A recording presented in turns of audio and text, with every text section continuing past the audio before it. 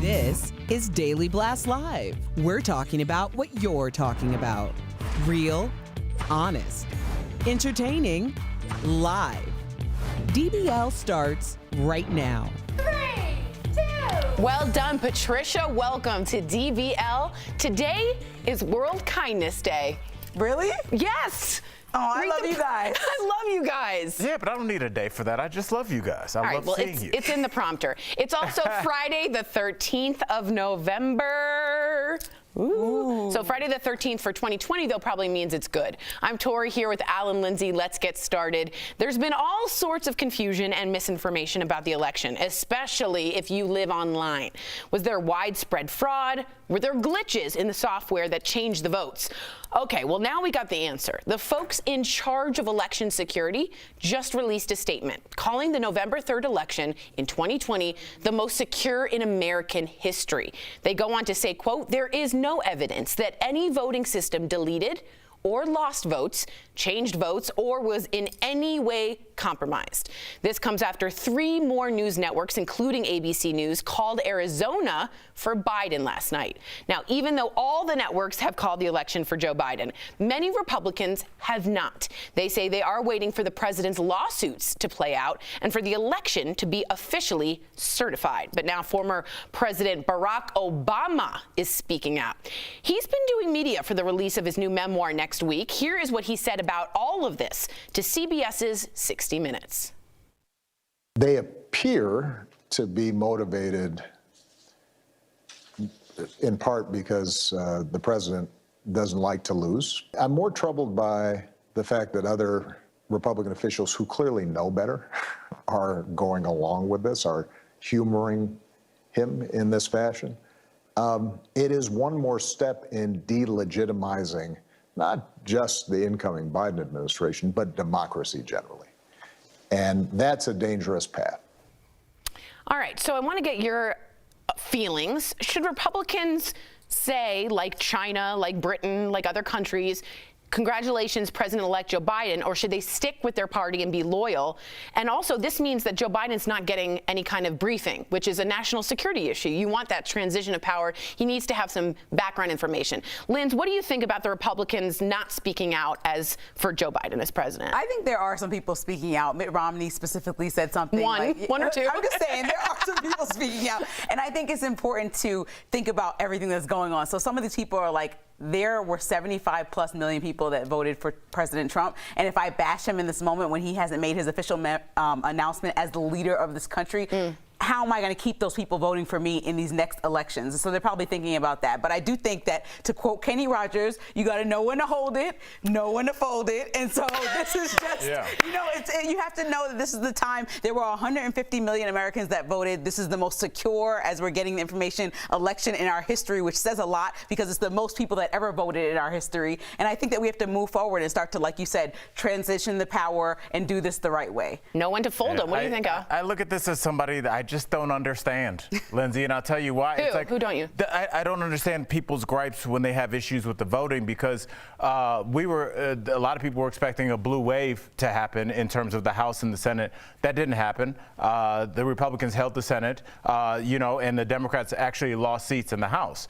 But those elections aren't in dispute, even though those elections were on the same ballot as the president. So why do we count those victories for the Republicans, but the one at the top of the ticket we don't? If they were separate pieces of paper, we can have a discussion, but I don't understand what happened mid sheet of paper. Yeah, and I don't want to credit like states like Arizona turning blue to miraculous error in calculation or something, or miscalculation. That's a good point. There were Latinos, Latinas, indigenous people that showed up in outrageous numbers to say how they felt. There were people that stood up for John McCain. There were people that came out, like Stacey Abrams got so many thousands of people to vote in Georgia. All these states that have changed colors is for a specific reason and specific issues that people stood up and fought for. That's a good point. That's our entire democracy and what voting's all about. And I think we have to give credit to that, and that all the Republicans, all the Democrats, the president should give credit to what happened in this last election. And to your point, AOC said something really important yesterday, talking about Stacey Abrams. She said that Georgia wasn't a red state, it was a voter-suppressed state. Wow. Isn't that interesting? And that's what Stacey Abrams took care of. She thought about 800,000 were being suppressed. So interesting. If you are a Republican and you don't want to call Joe Biden president-elect, write me in and let us know why you feel that way and when you would make the switch or not. Let us know. And explain the mid-sheet of paper. Explain the mid-sheet of paper. Mid-sheet of paper. Crazy. All right, speaking of President Obama, there are other more personal details that are emerging from the upcoming release of his new memoir, A Promised Land. So Obama talks about smoking while in the White House, cigarettes obviously. He says he would sometimes smoke 8 or 9 cigarettes a day. He said he'd look for a very discreet location to grab an evening smoke. I've been to the White House. There's not a lot of discreet places that don't have someone looking at you. So what made him quit? Well, apparently it was Malia. She smelled cigarette on his breath. She said she wasn't happy about it, so that was his inspiration. Obama also revealed that the presidency took a toll on his marriage. I'd never heard this before. He had felt an undercurrent of tension in Michelle, and that all her previous sources of frustration just became more concentrated, more vivid while in the White House. He also admitted to worrying that those days when everything felt lighter might never return. I just wanted you to talk about addiction because you are recently sober. Yes. And that's a hard thing to quit, is cigarettes. I mean, if Obama can't do it, not many people can do it. It's highly addictive. What do you think? Yeah, I mean, well, think about why people smoke cigarettes, why people have a drink after work. It's to relieve tension. And Lindsay, who has more tension in their life than the President of the United States? And for us, I mean, you've had a ton of different jobs in media. I'm sure that you're gone sometimes. And it's, I'm sure, been a stress on your relationship, whoever you're with, family, a loved one, somebody you're dating. It's been like that with my kids, like leaving to go do stand-up for 10 years killed me. So I definitely see where all these addictions can come from and getting help. There's no stigma in that. Just go fix it. And I think Michelle talked about this too. She was like, in Becoming, this was strenuous because she is naturally a person that will speak back and respond to people that say things that might disrespect her or her husband. And she was quiet for 8 years. Yeah, she had to be. And so right. I understand being a black woman, just sitting there and saying, you know, I'm going to support my man and just do the right thing and just not respond to people that may be punching down below and going high. But that whole idea of going high that came from Michelle is a really hard thing to do if you're going to talk about it in bed at night. Yeah. That's such a good point. Like pillow talk, it's not easy. Yeah, know that I'm going high. Yeah, I don't want to go high. All right, coming up on DBL, we are talking, this is an amazing story, to an aspiring model, you see her there, who lost a leg to a crippling condition, why she's going to make the decision to amputate her other leg. And McDreamy is back from Grey's Anatomy. Yes, from the dead. Oh, stop it. I'm so excited. Is resurrection a cheap ratings ploy, or does it actually add something to the story? Don't go away. It's so cute.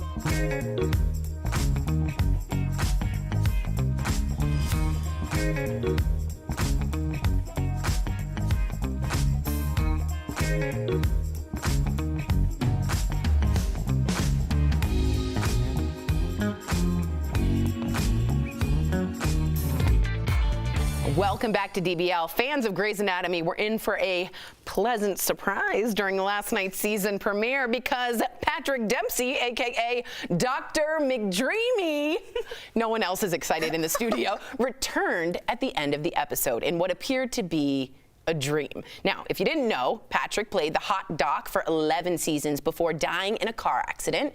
He was married to Ellen Pompeo's character at the time. Ellen spoke to GMA about bringing McDreamy back. It was her idea. Take a look. So I reached out to Patrick, and we went for a nice hike, and we had a long walk, and we talked about it, and we said that, you know, people are just going to love this. We have the opportunity to bring smile to people's faces during 2020. We have to do this. Okay, so we are going to get into the whole dream situation. Just know that Ellen Pompeo and Patrick Dempsey also weren't speaking for years after the separation on Grey's Anatomy, and this was the first time they reunited in person. So this was a big reunion for both character and actor. Talk to me. Do we like dreams where the dead come back? This isn't what do we have? Dallas. Bobby Ewing came back. We got Jon Snow. There's Bobby Ewing coming back. First of all, boo to all of this. Boo, Keep playing the B-roll as you go. First of all, it's like Connor. It's so easy. First of all, and I talked about this earlier with you guys before we started the show. I like to have stakes. When people die, they need to go away. I don't want you to use some kind of weird television thing to bring them back. And also, if we are going to go with the dream sequence, why are they just going to be on a beach? It's always a beach. Because no one's dreams are like that. Dreams are weird. It'd be like, I could do the beach, but then you're like, why is my 7th grade teacher here? Yeah. Like, there's always why is my dad a spider? There's always something weird in a dream. Like, I don't like how perfect their dreams are. Lindsay, am I tripping? I mean, you like Game of Thrones. You love Game of Thrones. Yes. And Jon Snow came back from the dead. I didn't like that. They Spoiler alert if you haven't seen it. Like me, I haven't seen season 1 through 5, by the way. No. I saw 5. No. Don't look at me. Look at the camera. Look at America. All right, listen, guys. And tell America this craziness. Here we go. I started Game of Thrones late.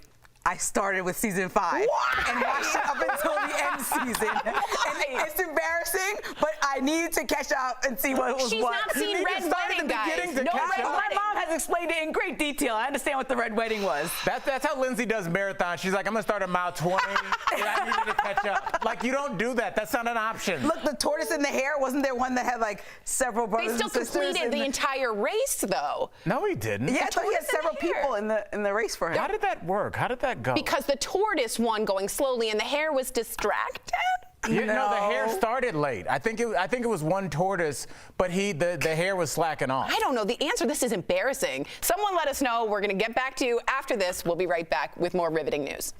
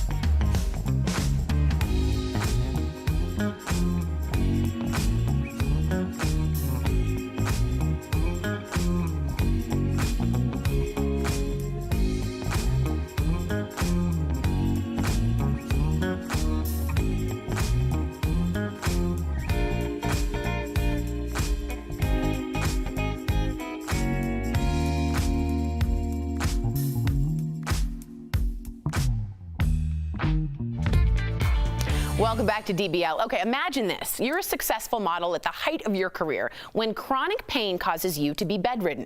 Would you risk life and limb? Well, one young model made that choice. She's now faced with another life-changing decision, losing her other leg. That's today's DBL Spotlight. Smiling through the pain. It's something Lexi Bader does on a daily basis. We first introduced you to Lexi last year, a successful young model with a debilitating disease.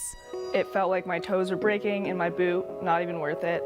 I can't model The shoes are way too painful. Lexi suffers from a rare nerve disease that causes her left foot to swell and turn purple. Her pain is crippling. I lay in bed every single day. I usually cry every single day, and I can't do anything. Like, I can't climb, I can't work out, I can't run, I can't walk.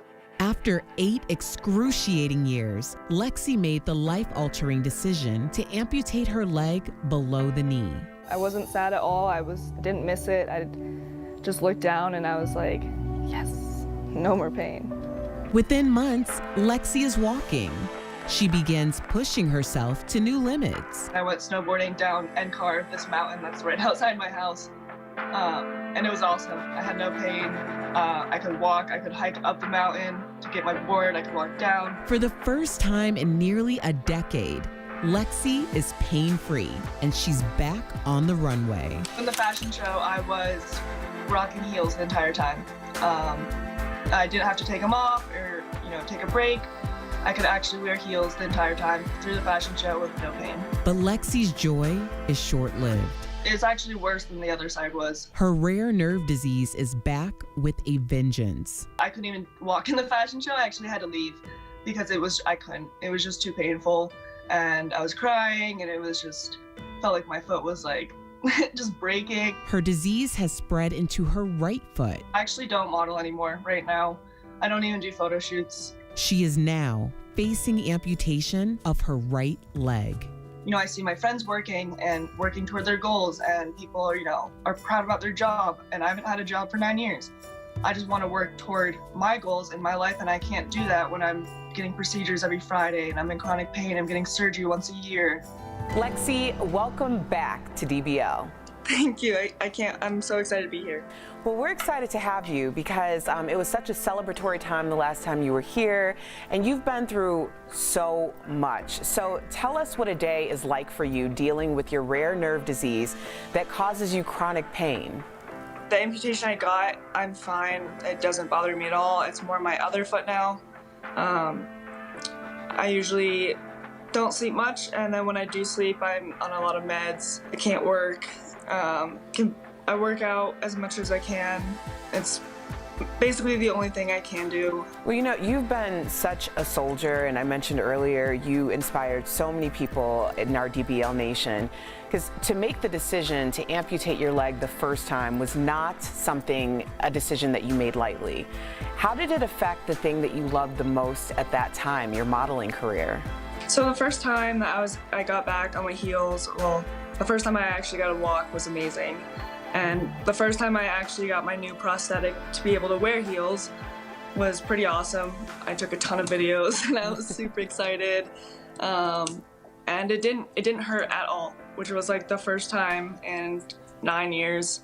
You are so incredibly strong. I mean, honestly, the first time you were in here, just even having a conversation with you both in the hair and makeup room or on set, your strength is just incredible. But obviously, there are a lot of issues that are happening that you're having to face head on. So as you're facing your second amputation, do you have any body image fears? Like, what are you fearing at this moment? I'm definitely ready because I'm ready for like no more pain and just to be done with surgery, but I'm also like very, very scared. I don't really know what to expect. I can't hop on one foot anymore, like help myself get changed with one foot or help myself get in and out of the bathtub with one foot. So I have a lot of anxiety right now. I'm a little bit depressed, but yeah, for body image, it's really stressful for me. I'm just really upset. But I am ready to take it on because I'm ready to be in no more pain and not have to take like 5 different pills every single day just to be able to feel okay and be able to sleep. And I have surgery once a week. I go under anesthesia once a week. So I'm ready to not feel that way anymore. Lexi, I asked you that question because the first time you were here, you talked about body image issues, and you were actually in a place where you had embraced this idea. You were really not only just killing it in modeling, but that was a part of who you were. Like, that was your projection and your power, so to speak. So I was asking you that to see if you still felt that same way about it, but it seems as though you have so many other concerns that you haven't been able to tackle that side of it. No matter what, like, everything's gonna turn out fine, and no matter what, I'm gonna go back to modeling, and no matter what, I'm gonna go back to snowboarding, and I'm gonna keep doing and killing it at my life, and I'm still gonna go back to my jobs that I want to do and keep working out. I'm just stressed right now. And you know what, it's very understandable that you would be stressed, but know that as you did before, you came in and you said that I will be walking the catwalk or the runway in heels again, and you did that. You said I will be on a snowboard. You did that. So if anyone can overcome these obstacles, Lexi, I know it's you. So I want to thank you for sharing your incredible story. I mean, over the course of so many iterations of it. Please let us know what's happening with you, and we'll be looking for photos, because we know that whatever you're creating, child, it is going to be fierce. So thank you again for joining us on DBL. And thank you for having me. We appreciate you. We'll be right back. Promotional consideration is brought to you by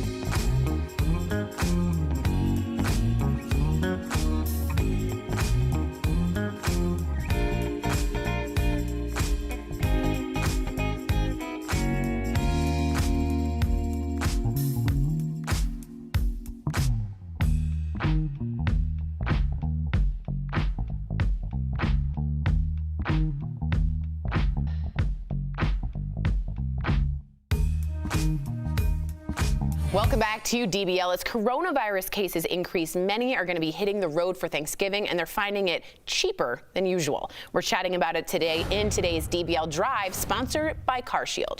So according to AAA, just under 50 million people will be on the roads. That number is noticeably smaller this year because people feel safer at home. If you are driving there, it's a silver lining we want to tell you about. Gas is at its lowest price in over a decade, and it's expected to be under $2 by the end of the year. When it comes to traveling for peace of mind, get an auto protection plan with CarShield. CarShield protects their members from the high cost of auto repairs. Call 1-800-505-9619 for a free quote. Good to know. Let's get to what's really important, the tortoise and the hare. What's the story? We found out the real tortoise and the hare story. The tortoise goes, the hare runs faster, but takes a nap midway due to overconfidence, and the tortoise passes him. But who showed up to see a rabbit in a turtle race anyway? Like a lot of farming, like barn animals. I feel like the tortoise had brothers and sisters, and I'm going to find that story of where they were in line helping them out with that race. You think it was a relay? And the lesson was that family helps out in all situations. I don't think espionage was involved in the tortoise and the hare. He's like, pass it off. All right, guys, DBL is new every day. We'll see you Monday. Be safe. Bye, guys.